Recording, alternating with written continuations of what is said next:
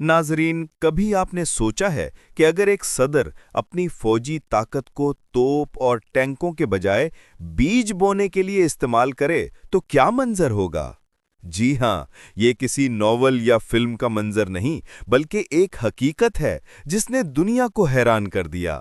साल 2025 में Burkina Faso के सदर इब्राहीम ट्राओरे ने एक ऐसा कदम उठाया जिसने तारीख का धारा मोड़ दिया। फौजी हेलीकॉप्टरों में असला नहीं, बल्कि मकई के बीज भरे गए और इन बीजों को खुश्क सहराओं पर बरसाया गया। ये मंजर इतना अजीब और नाकाबिले यकीन था कि जिसने भी सुना वो दंग रह गया। कुछ लोगों को लगा ये पागलपन है, कुछ ने इसे महज तमाशा कहा, लेकिन ट्राओरे के नजदीक ये बीज जिंदगी, उम्मीद और आज़ादी की अलामत थे। उसने दुनिया को दिखाया कि जंग जीतने के लिए हमेशा हथियार जरूरी नहीं होते। बाज़ औक़ात एक छोटा सा बीज भी एक बड़े इनकलाब की बुनियाद रख देता है। आइए अब आपको इस मकई के इनकलाब की पूरी कहानी सुनाते हैं, जहां आसमान से बरसने वाले बीज एक कौम की तकदीर बदल गए। तो दोस्तों, दरअसल बर्किना फासो कई दहाइयों से भूख और कहत का शिकार था। सहराओं की खुश्क हवा ने जमीन को इस कदर बर्बाद कर दिया था कि खेत बंजर हो गए, दरिया खुश्क हो गए और गांव के गांव हिजरत पर मजबूर हो गए। माएं अपने बच्चों को भूख से तड़पता देखकर रोती थीं और मर्द दूर दराज शहरों की तरफ रोजगार के लिए निकल जाते थे। ये खित्ता, जिसे कभी सब्ज चरागाहों के लिए जाना जाता था, रफ्ता रफ्ता सुनसान सहरा में बदल गया। आलमी इदारे इमदाद के वादे करते, मगर ये इमदाद वक्ती सहारा देती, मुस्तकिल हल कभी न मिलता। ऐसे में हर तरफ मायूसी छाई हुई थी। लोग ये सोचने लगे थे कि शायद अब ये जमीन कभी सरसब्ज नहीं हो सकती। लेकिन ऐन इसी वक्त इब्राहीम ट्राओरे ने दुनिया को चौंका देने वाला ऐलान किया। उसने कहा, हम अब किसी के मोहताज नहीं रहेंगे, हम अपनी जमीन को खुद जिंदा करेंगे। इसके इस ऐलान पर बहुत से लोग हंस पड़े, कुछ ने इसे दीवाना कहा, लेकिन यही वो लम्हा था जहां से मकई के इनकलाब की शुरुआत हुई। फौजी हेलीकॉप्टर तैयार किए गए, लेकिन उनमें बारूद या गोलियां नहीं थीं, बल्कि थैलियों में भरे हुए मकई के बीज थे। जैसे ही हेलीकॉप्टर सहराओं के ऊपर से गुजरे, हजारों टन बीज सुनहरी बारिश की तरह रेत पर बरसने लगे।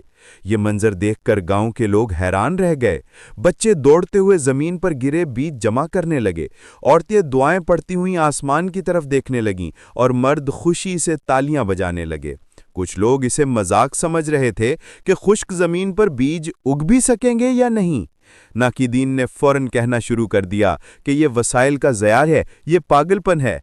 लेकिन ट्राओरे का कहना था कि यही पागलपन कल हमारी आज़ादी की बुनियाद बनेगा। फिर अल्लाह का करम हुआ और वो घड़ी आ गई जिसका सबको इंतजार था। बारिश बरसी और रेतली जमीन पर वो बीज उगने लगे जिन्हें सबने ज़ाया समझा था। चंद ही हफ्तों में जहां पहले बंजर सहरा था, वहां सब्ज कौंपलें लहराने लगीं, परिंदे वापस आ गए, चरागाहें दोबारा आबाद हो गईं और हिरनों के झुंड नई घास चढ़ने लगे। गांव वाले खुशी से झूम उठे। उन्होंने इस दिन को एक त्योहार का नाम दिया। ढोल बजने लगे, गीत गाए गए और बच्चे भाग भाग कर मकई के नरम भुट्टे तोड़ने लगे। ये सिर्फ एक खेत की कामयाबी नहीं थी, बल्कि एक पूरे मुल्क की जिंदगी लौट आई थी। वो मंजर जब गांव के लोग आग के गिर्द बैठकर मकई भूनकर खा रहे थे, दरअसल उनके दिलों में दोबारा उम्मीद जल रही थी। ये सिर्फ खाना नहीं था, बल्कि आज़ादी का जायका था, खुद इन्हिसारी का पहला कदम था। और यूं इब्राहीम ट्राओरे के दीवानेपन ने एक नई तारीख रकम करना शुरू कर दी। दोस्तों, इसके अलावा इब्राहीम ट्राओरे ने सिर्फ खेती ही नहीं बदलनी थी, उसने एक ऐसा बेमिसाल मंसूबा भी तरतीब दिया जो सहराई धूप को नदियों में बदल दे, यानी आसमानी दरिया का मंसूबा। वो कहता था कि अगर बारिश हमारे हिस्से में नहीं आती तो हम खुद आसमान से पानी लाने का तरीका बनाएंगे। इस सोच पर बहुत से हल्के हैरान रह गए, कुछ हंस पड़े और कुछ ने कहा कि ये फिर से वही दीवानापन है जिससे हमेशा नई कहानियां जन्म लेती हैं। मगर ट्राओरे ने खामोशी से मंसूबा शुरू कर दिया। बड़े बड़े कंटेनर्स, मखसूस कंडेंसर्स, बादलकुश मौसर मशीनें और मकामी इंजीनियरों की एक फौज। پہلے مرحلے میں انہوں نے پہاڑی علاقوں اور لمبے رقبوں پر بڑے جال نما ڈھانچے نصب کروائے جو کہ رات کے وقت ٹھنڈی ہوا سے نمی کو اکٹھے کرتے۔ یہ دیکھنے میں معمولی تھا مگر کارگر ثابت ہوا۔ جب سورج غروب ہوتا تو وہ جال آہستگی سے ہوا کی نمی کو جمع کرتے اور صبح ہوتے ہی اس نمی کو چھوٹے کنڈینسرز کے ذریعے پانی کی صورت میں نکالا جاتا۔ لوگ حیران تھے کہ وہی ریت جس پر کبھی کوئی فصل نہ اگتی تھی اب رات کے ٹھنڈے پن میں پانی کھینچ رہی ہے۔ اس کے بعد حکومتی سائنسدانوں نے ہوا میں پیغامی طیارے اڑانا شروع کر دیے جو مخصوص بادلوں کو ہلکے کنڈیشننگ کے عمل سے بڑھا کر بارش کا باعث بنتے۔ یہ بادل کشی کا عمل مقامی طور پر منظم کیا گیا تاکہ بارش صرف ایک چھوٹے علاقے میں نہ ہو بلکہ فصلوں کے پھیلاؤ کے مطابق تقسیم ہو۔ شروع میں تنقید بہت ہوئی۔ مخالفین کہتے تھے کہ یہ موسمیاتی کھلواڑ ہے، ماحول بگڑ سکتا ہے، اس کے اثرات غیر متوقع ہوں گے۔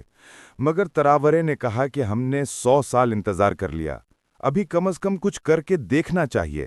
اور جب پہلے سال کے بعد دہائیوں سے خشک علاقوں میں چھوٹے جعلی ندیوں نے جنم لیا تو شک و شبہ ختم ہوئے۔ چھوٹے کنزرویشن تالاب بن گئے، مقامی پانی کے کنوؤں میں کمی آنے لگی، اور سب سے بڑی بات یہ تھی کہ گاؤں کے بچے دوبارہ کھیت کی طرف واپس آ رہے تھے۔ مائیں اب پانی کے لیے لمبی دوری کا سفر نہیں کرتیں، مرد اپنے کھیتوں میں کام پر لگ جاتے اور نوجوانوں کی نظریں شہر چھوڑ کر ملک میں روزگار کے نئے راستے تلاش کرنے لگیں۔ تراورے نے منصوبے کو معاشی پروگرام میں بدل دیا۔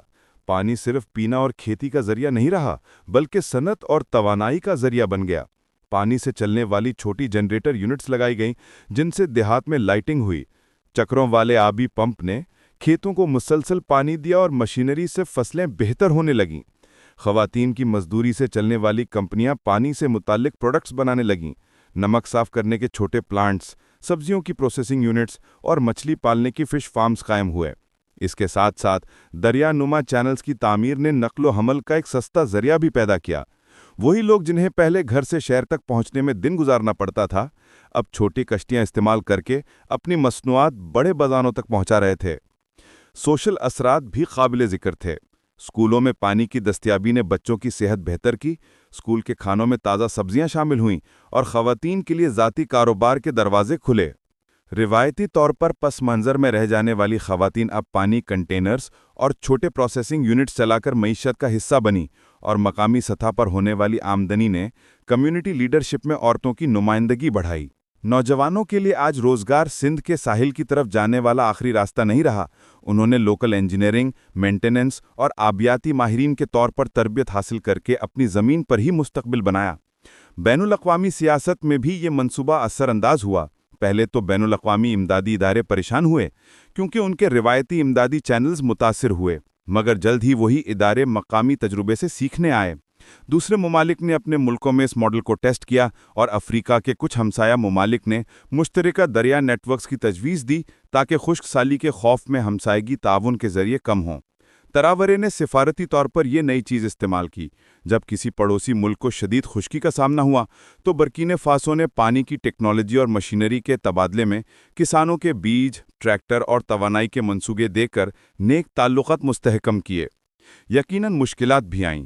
کچھ جگہوں پر کنڈینسرز ناکامی سے دوچار ہوئے، کچھ علاقوں میں زیر زمین پانی کی سطح پر منفی دباؤ کے خدشات سامنے آئے، اور کچھ ہلکے سیاسی فائدہ اٹھانے کے لیے اس منصوبے کو تنقید کا نشانہ بناتے رہے۔ مگر تراورے کی ٹیم نے ہر مسئلے کا حل مقامی کمیونٹی کے ساتھ مل کر ڈھونڈا۔ پانی کے استعمال کے اصول بنائے گئے، محکماتی آڈٹ شروع کیے گئے اور پانی کی بچت کے تعلیمی پروگرام چلائے گئے۔ آبی ماہرین نے سسٹم کو اس طرح ڈیزائن کیا کہ یہ موسمیاتی رد و بدل کے مطابق خود کو ایڈجسٹ کرے۔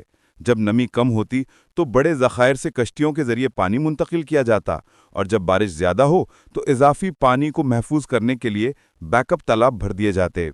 ثقافتی طور پر یہ منصوبہ ایک نئے قومی فخر میں تبدیل ہو گیا۔ ہر سال موسم پانی کے موقع پر لوگ جلوس نکالتے، دریا کی سطح دیکھ کر دعائیں پڑھتے اور اپنی روایتی موسیقی میں آپ کے شکرانے کی دھن گاتے۔ کہانی اور نظموں میں آسمانی دریا کا ذکر آیا۔ بچے اسکول میں یہ قصے سن کر اپنے مستقبل کے بارے میں سوچنے لگے کہ وہ بھی انجینئر یا موسمیاتی سائنٹسٹ بنیں گے، اور مندر یا مسجد کے قریب چھوٹے پانی کے فانوس بنائے گئے جن میں لوگوں نے ٹھنڈا پانی پینے کو نیا مقدس انداز سمجھا۔ معاشی طور پر بھی یہ منصوبہ طویل المدت فائدے دینے لگا۔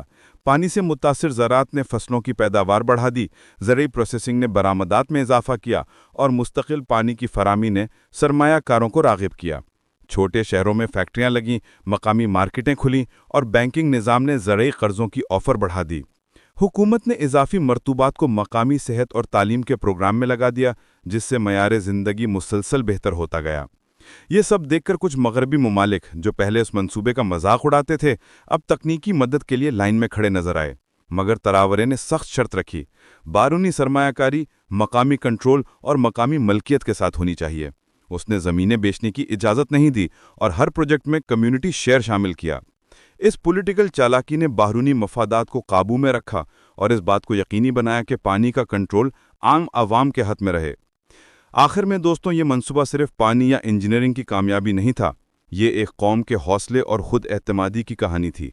جب ایک قوم اپنی ضروریات کو خود پورا کرنے لگتی ہے تو وہ بیرونی دباؤ سے آزاد ہو جاتی ہے۔ ابراہیم تراورے نے دکھا دیا کہ بڑے حل ہمیشہ بڑے وسائل یا پیچیدہ بین الاقوامی مذاکرات سے نہیں آتے۔ کبھی کبھی ایک سادہ خواب، سخت محنت اور اپنے لوگوں پر اعتماد ہی کافی ہوتا ہے۔ آسمانی دریا کا یہ منصوبہ اس بات کی یاد دہانی ہے کہ انسان جب چاہے تو ریت کو دریا میں بدل سکتا ہے، اور سب سے خوبصورت بات یہ ہے کہ دریا جب اپنے اندر قوم کی کہانی لے کر بہتا ہے تو وہی پانی قوم کو نئی زندگی سکھاتا ہے۔